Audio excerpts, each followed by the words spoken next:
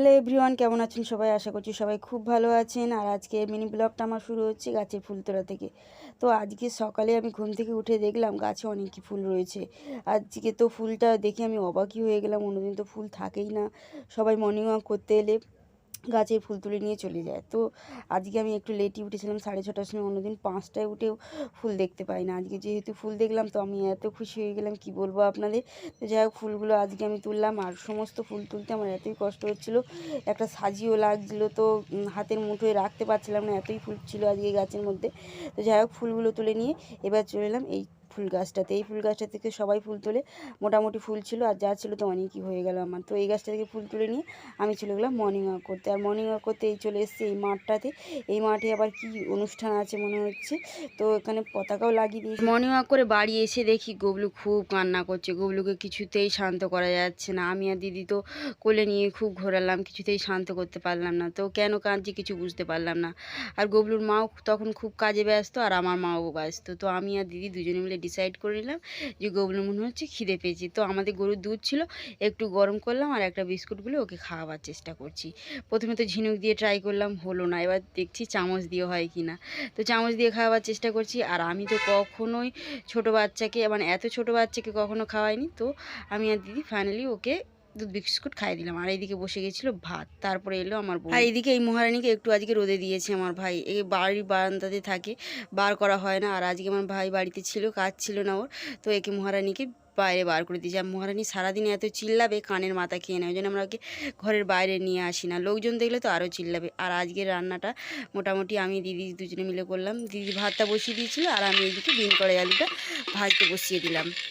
বিন কড়াইটা প্রথমে দিলাম তেলের উপরে, বিন কড়াইটা কড়ার উপরে দিয়ে একটু ঢাকনা দিয়ে দিলাম। বিন কড়াইটা ভাজা হয়ে গেলে তারপরে আলু দেবো।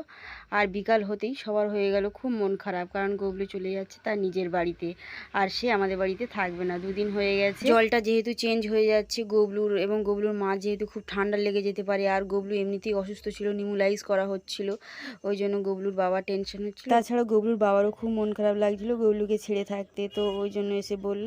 আর বিকালেই নিয়ে চলে গেল গবলুকে। গবলুর ড্রেস পোশাক সমস্ত কিছু ব্যাগে করে ওর বাবাকে দিয়ে দিলাম। আর গবলু আর গবলুর মাকে আমি আর মা অটোতে তুলে দিতে গেলাম, মানে আমাদের স্টেশনে চলে গেলাম। ওইখান থেকেই অটো নিতে হয়, অটোতে উঠলেই 1-2 মিনিটের মধ্যে ও বাড়ি চলে যাবে। তো ওইখানে আমি আর মা চলে গেলাম, ওর সাথেই গেলাম দুজনে মিলে আগে দিতে। আর গিয়ে একটাও অটো পেলাম না। দাঁড়িয়ে দাঁড়িয়ে তো অন্ধকার হয়ে গেল, সন্ধ্যা হয়ে গেল, তবু একটাও অটো পেলাম না। কি করব বুঝতে পারছি না, বাচ্চা নিয়ে ও কতক্ষণ দাঁড়িয়ে থাকবে। আর ওইখানে এসে গেল আমার কাকুর ছেলে বিক্রম, ও দাঁড়িয়ে আমাদের সাথে ওয়েট করলো, কিন্তু ওখানেও একটা অটো পেলাম। অনেক কষ্টে একটা অটো পাওয়া হয়েছিল, কিন্তু সে আবার বলছিল বাচ্চা নিয়ে সামনে বসতে। বাচ্চা নিয়ে কেউ সামনে বসতে পারে? তো যাই হোক, ভিতরের বউটাও বেরিয়ে ওকে জায়গা দিল বলে বসলো।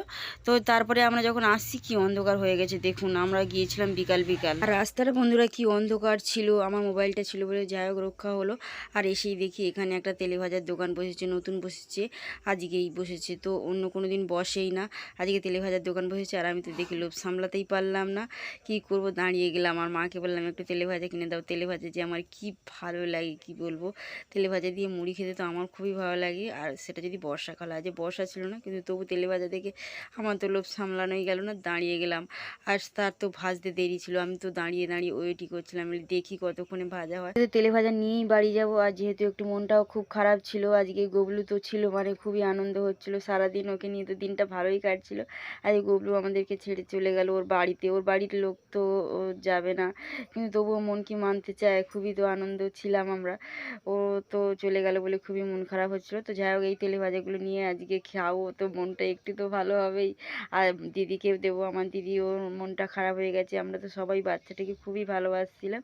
তো যাই হোক, আর আজকের ভিডিওটা যদি আপনাদের ভালো লাগে তাহলে আমার ভিডিওটিতে একটি লাইক করবেন, শেয়ার করবেন বন্ধুদের সাথে, এবং সাবস্ক্রাইব করে আমার পাশে থাকবেন। তো যাই হোক, বাড়িতে এসেই নিয়ে নিলাম মুড়ি আর তেলে ভাজা, এটা আমি আর দিদি দুজনে মিলে আজকে খেয়ে নেব। আর ভিডিওটা সম্পূর্ণ ওয়াচ করার জন্য সবাইকে অনেক থ্যাংক ইউ। টাটা, বাই বাই, গুড নাইট।